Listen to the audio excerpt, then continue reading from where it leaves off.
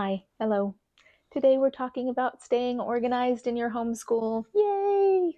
I know this isn't everybody's cup of tea as a topic, but I really like it. I'm type A, so I can't help it. So after sharing our curriculum picks in the last few videos, I asked everybody on Instagram, not just my followers, but everybody. I asked Instagram what video I should make next. And they overwhelmingly said a video about organizing all the things.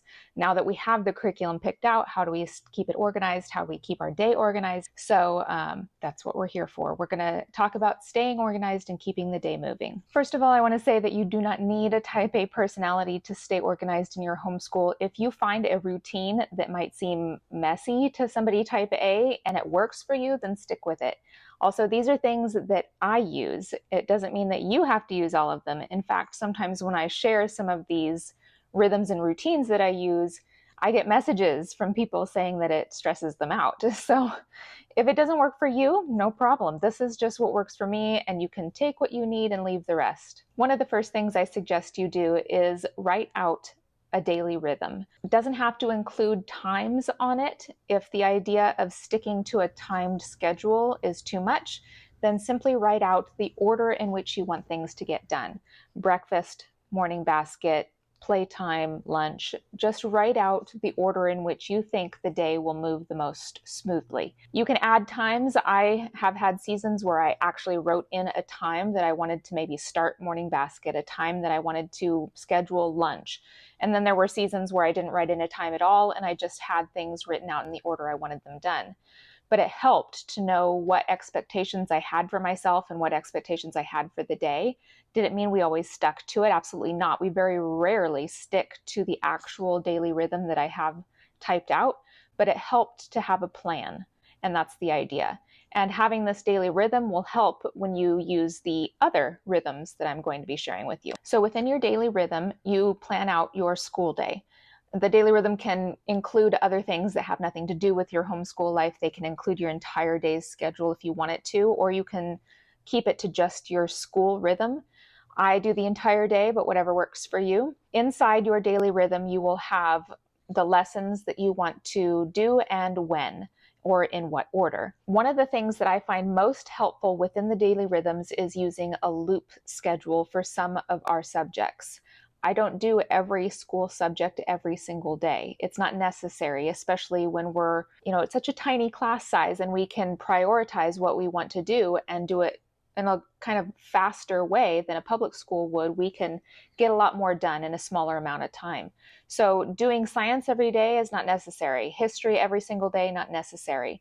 So within my morning basket, I have a beauty loop is one of the loops I use. And a beauty loop, I just name it that because it's beautiful subjects, poetry, our artist study, things like that. If Shakespeare, if we should read one of those books, it's looped into the schedule. So on Monday, I would do poetry. Tuesday, I would do artist study. Wednesday, Shakespeare, and then start back at the beginning again. That's a loop. I can do the same thing with history and science for a more main subject. I would loop history and science. So I do history Monday, Wednesday, Friday, science Tuesday, Thursday, or vice versa. I type out a loop schedule for our day where I include the subjects that I want to do. It helps me stay focused on what part of the loop we're in. I can see what thing I did yesterday and move on to the next thing. I know the loops are short. I mean, how can you forget that poetry comes after artist study every day? But it keeps my brain remembering what I need to do next. So between having a written out daily rhythm and using loop schedules, those two tools by themselves can help you stay much more focused during your homeschool day. And frankly, in the early years, that's really all you need. For years in preschool, kindergarten, it's even a little bit overkill for preschool, but kindergarten and even into first grade, all I used was loop schedules and our daily rhythm. I didn't go any further than that. Once my kids got older, though, I found the need to write down the things that we were getting done during the day, not just what I hoped to get done, but what we were actually getting done. And that's when I started using my planner. So this planner, I don't use to write out lesson plans ahead of time. What I do is called reverse planning. So I know what I want to get accomplished each day, And so when it is accomplished, then I write down the lessons that got done. I find this way more flexible for me and my children. There are days where if I had planned one math lesson and my kids did two, I would have had to white it out or cross it out. Or there were days where we just didn't get to something and I would have had to white it out or cross it out then too.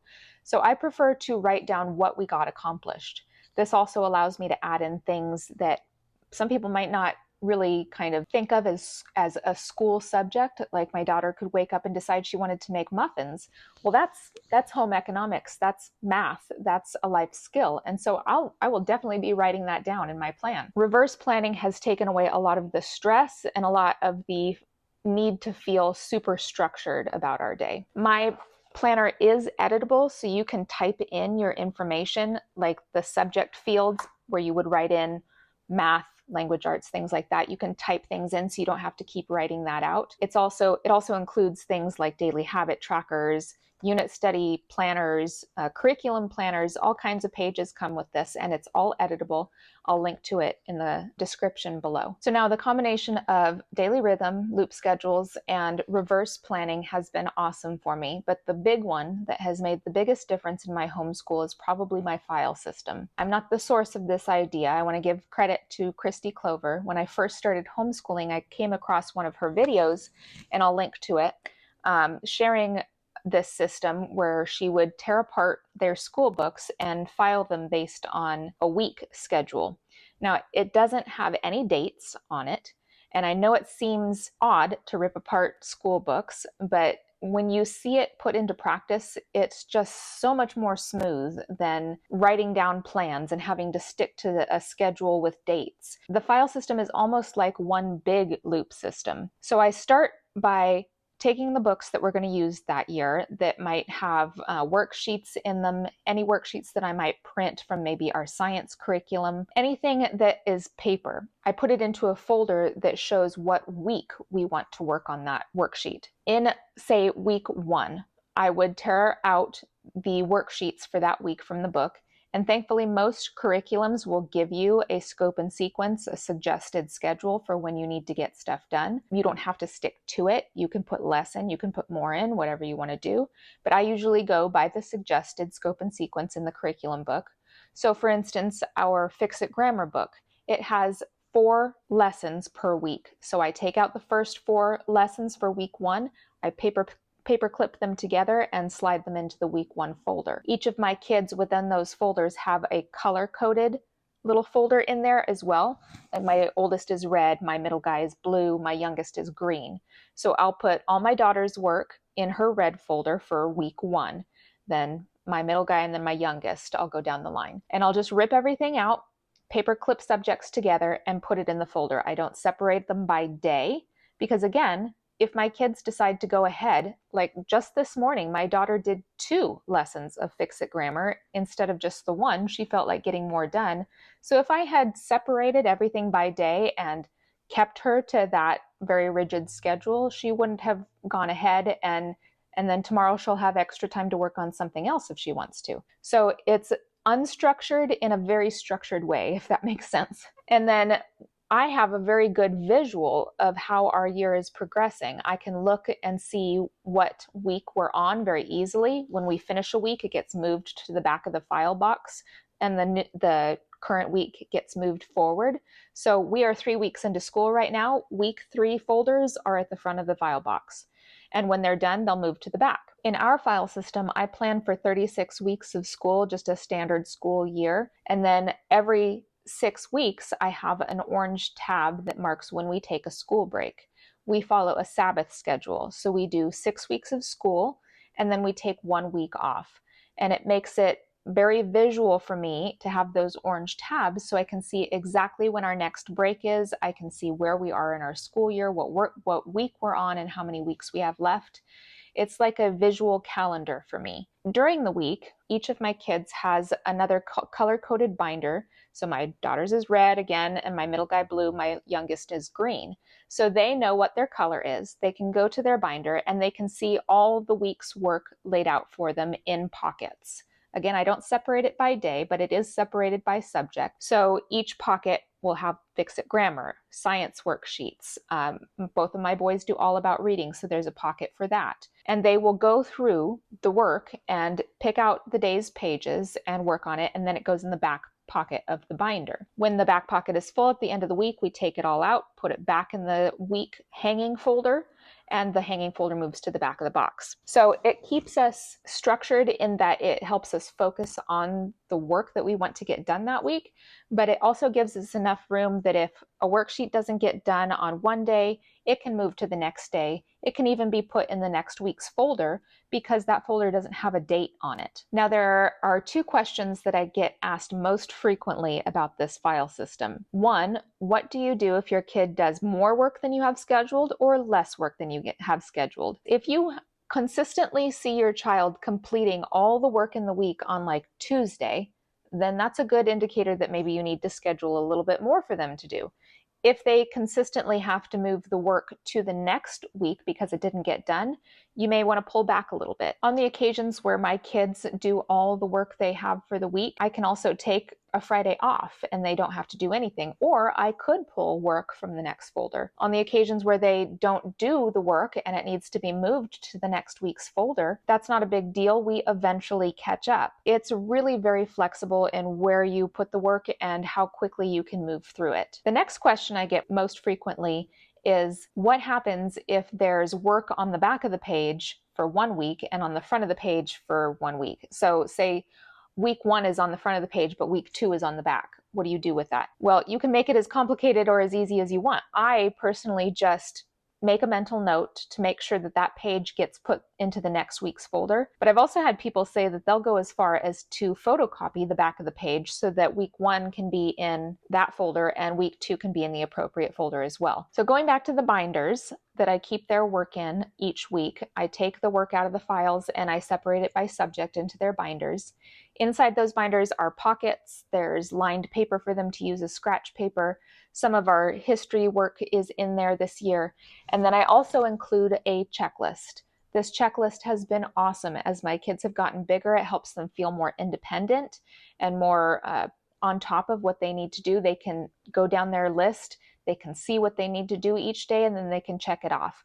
I put it into one of those sheet protector pockets so that a dry erase marker will just check off each item on the list, and they know exactly what expectations they need to meet for that week. Again, this is not something that it goes as smoothly as you would want it to sometimes.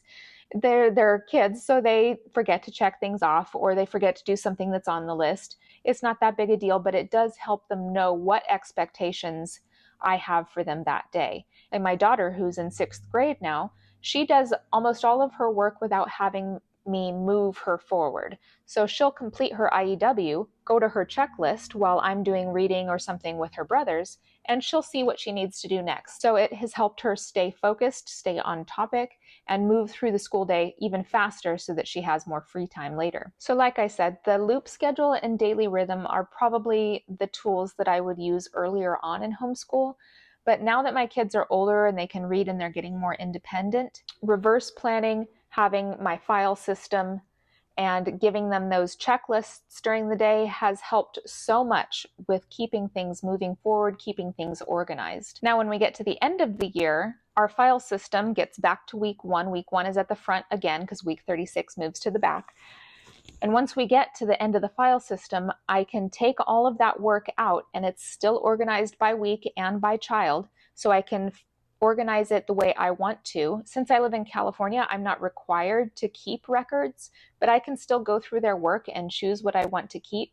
Mostly I keep samples of maybe their handwriting.